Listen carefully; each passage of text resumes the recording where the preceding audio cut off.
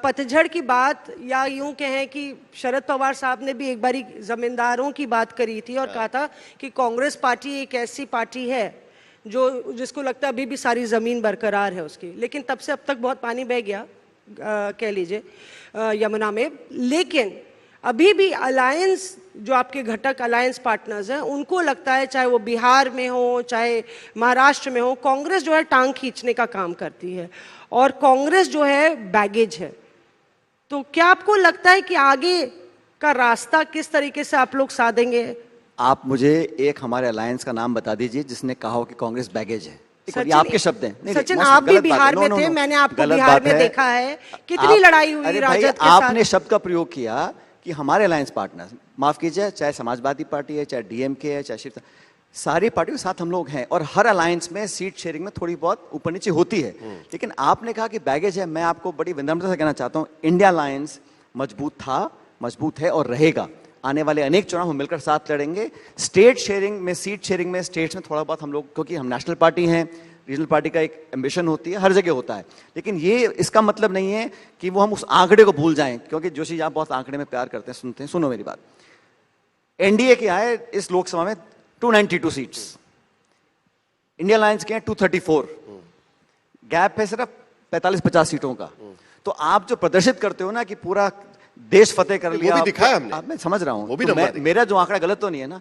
और सुनो, 2024 के चुनाव में अगर 100 वोट कास्ट हुए तो 2/3 वोट एनडीए अलायंस के खिलाफ कास्ट हुए। ये भी हकीकत है। वो आंकड़े नहीं दिखाए आपने। नहीं, वो है, लेकिन वो आपके आंकड़े आपने दिखाए नहीं। छाप के लेके नहीं आए। 2/3 वोट अगर कास्ट हुए तो वो आपके पास नहीं है। अरे एनडीए के पास तो नहीं गए ना। नहीं, ठीक है, इंडिया अलायंस के पास आए। वो किसी थर्ड पार्टनर के पास गए। इंडिया अलायंस के पास प्रोजेक्ट दिखा दो यहाँ पर। आप दोनों मैं आपको चैलेंज कर रहा हूँ, दिखा दीजिए। NDA got 33% votes, non NDA party got 63% vote. Sahil, हकीकत है ना साहिल, ये दोनों मंच पे हाथ पकड़ के आए थे और इन्होंने पूरा यूनाइटेड फ्रंट तो जो पुटअप क्या किया उम्मीद है, थी अब झगड़ते इसके आते लिए हैं आपको यहाँ पर? शाबाशी देनी पड़ेगी हमें। तो नहीं, देखिए, पर हम आपने बहुत कोशिश करी झगड़ा पैदा करने की, उम्र की बात करने की, पत्तों की बात करने की, पतझड़ की बात करने की। तो हम लोगों का, हमारी जनरेशंस का जो आपस में संपर्क है वो अटूट है और हमेशा रहेगा। चलिए, आप कितनी और कोशिश ये कर को लीजिए। भूल जाते हो, राजेश पायलट और दिग्विजय सिंह बहुत निकट के दोस्त थे। बहुत अच्छी हाँ, बात है। मुझे याद है कि लेकिन आपने जिक्र किया था उसका। क्या क्या क्या मार्गदर्शक मंडल की बात सुनी जाती है? मार्गदर्शक मंडल का इस्तेमाल तो आपने किया था शब्द का, वो हमारा इस्तेमाल बिल्कुल है ना। आपकी बात नहीं, सुनी जाती मार्गदर्शक मंडल का शब्द उपयोग किया था नरेंद्र मोदी जी ने। ओके, मैंने तो स्वीकार किया है। नहीं तो अभी वो कांग्रेस में अगर लागू हुआ है तो आपकी बात पहले सुनी तो जाती है। नरेंद्र मोदी जी खुद पे तो लागू करें।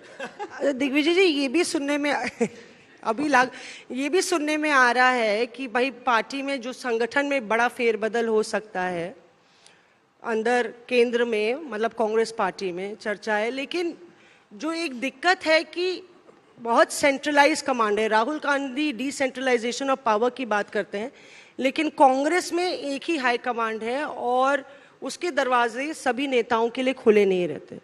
कहीं ना कहीं आपको लगता है कि ये एक बड़ी वजह है, एक दिक्कत की वजह है कि पार्टी को अपने दरवाजे लोगों के लिए और नेताओं के लिए, कार्यकर्ताओं के लिए खोलने चाहिए?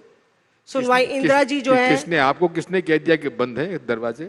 जी, मौसमी तो कांग्रेस कवर करती है। आपको किसने कह दिया दरवाजे बंद है? हमारे बहुत सूत्र हैं और हम कवर भी करते हैं। सचमुच में बंद है। रायबरेली से ही कार्यकर्ता आप तो आते उत्तर हैं प्रदेश की और हैं, हमसे जानती बोलते हैं। हैं कैसे मिलने राहुल गांधी से। तो ऐसा भी होता है, मतलब तो मतलब आप दोनों को ही नहीं बोलेगा इस नहीं, पे? ये बहुत गलत बात आप कह रहे हैं, क्योंकि कोई पॉलिटिकल पार्टी हो, लोगों और जनता के बीच में 24/7 हम लोगों को रहना है और जनता कार्यकर्ता ही कांग्रेस की अमानत है।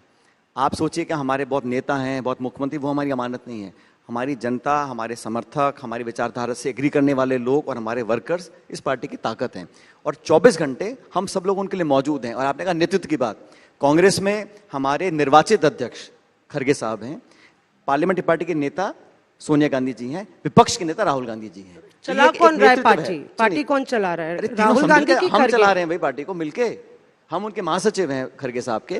तो ये आप लोग बड़ी आसानी से कहना चाहते हो। हाईकमान हमारे यहाँ क्या है, ये तीनों और हम सब लोग, मैं महासचिव हूँ, ये मेंबर वर्किंग कमेटी है, हम सब मिलकर चर्चा करते हैं और हमारे यहाँ चर्चा होती है। हमारे यहाँ आदेश नहीं किया जाता। एक हाईकमान नहीं है, कोई एक व्यक्ति का नहीं होता ना भाई। Sachin, that's a good diplomatic answer. Not at all. मौसी सुनो, ये इस बात की गवाह देंगे हमारे पार्टी में, मैं गवाह दे रहा हूं। हम चर्चा करें, हम अगर सहमत नहीं भी हैं तो हम बात रख सकते हैं। कह सकते हैं अंत में जो पार्टी का निर्णय है वो सबके लिए है, लेकिन वर्किंग कमेटी हो या पार्टी की चर्चा हो, सबसे राय सुनने के बाद सहमति असहमति स्थापित करने के बाद एक राय आती है। लेकिन उसके बावजूद हम देखते हैं कि शशि थरूर, आपके पार्टी के नेता को इनवाइट नहीं आता है, शशि थरूर को इनवाइट आता है, वो चले जाते हैं। हम देखते हैं कि आपके 2 बार मुख्यमंत्री बने अशोक चौहान पार्टी को छोड़कर चले जाते हैं। ऐसे कई नेता जो एक जमाने में आपके दोस्त हुआ करते थे, मिलिंद देवरा से लेकर जितेंद्र प्रसाद से लेकर आरपीएन सिंह से लेकर, वो सारे लोग पार्टी छोड़ के चले जाते हैं और वो हमेशा उंगली दिखाते हैं कि देखिए हाईकमान हमको मौका नहीं दे रहा है। शशि थरूर एक बड़ा एग्जाम्पल उस तरीके से देने की कोशिश कर रहे हैं। देखिए शशि थरूर जी, क्यों होता है? सच में हमारी पार्टी में देखो 2 लोग चुनाव लड़े, खरगे साहब और डॉक्टर शशि थरूर। खरगे चुनाव जीत गए, उन्होंने खुद अपनी कलम से शशि थरूर जी को मेंबर वर्किंग कमेटी बनाया है, मेंबर वर्किंग कमेटी। किसी और दल में मुझे दिखा दो ऐसा होता हो। और सुनो, बीजेपी का चुनाव होने वाला है, अध्यक्ष नए बनने वाले हैं, आप मुझे बता, पता नहीं कब बनेंगे, ओवरड्यू हो गया। देखो सर, मैं बीजेपी के बारे में कैसे बता सकता हूं? आप भाई, मैं तो आपको कांग्रेस के बारे में पूछ सकता नहीं, हूं। मैं आपको जवाब दे रहा हूं ना कि हमारी पार्टी में चुनाव हुआ, वोट डले, हर राजधानी में हार जीत हो गई। बीजेपी में कौन नामांकन भरेगा, कौन वोट डालेगा, किसको इलेक्ट होगा, किसको मालूम है? किसी को प्रक्रिया किसी को मालूम नहीं है। तो आप हाईकमान की बात कर रहे हो। खरगे जी 55 साल से राजनीति कर रहे हैं, हमारे वोटर्स ने इनको चुनकर अध्यक्ष बनाया है, उनकी टीम का मैं सदस्य हूं। राहुल जी नेता प्रतिपक्ष हैं, ये हमारा स्ट्रक्चर बोलो, कमांड बोलो, पार्टी का नेतृत्व बोलो।